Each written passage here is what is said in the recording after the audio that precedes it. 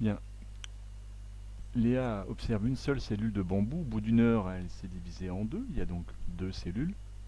Et au bout de donc en une heure, il y a donc deux cellules. En 2 heures, il y a les cellules se multiplient par 2. Il y a donc 4 cellules. Et donc l'idée, c'est de savoir au bout de combien d'heures on arrive ici à un nombre qui va être supérieur à 200.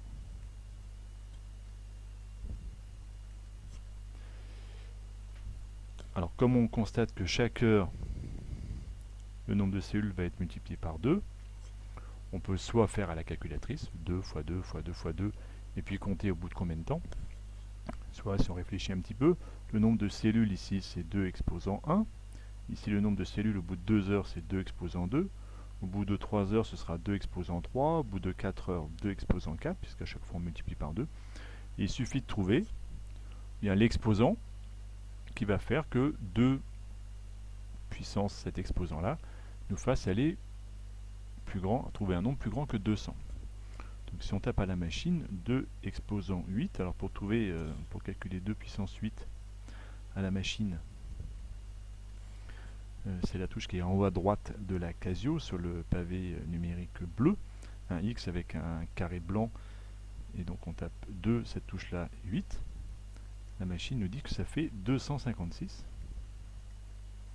Donc au bout de 8 heures, il y a 256 cellules. On peut regarder au bout de 7 heures, taper 2 puissance 7, et on tombe logiquement sur le nombre divisé par 2, soit 128.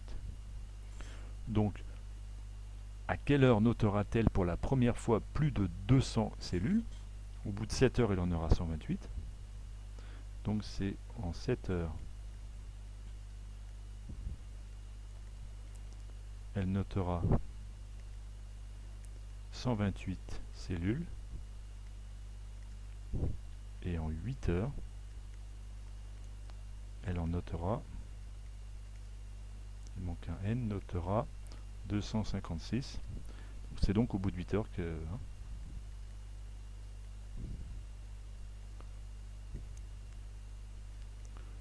de 8 heures que le nombre dépasse 200.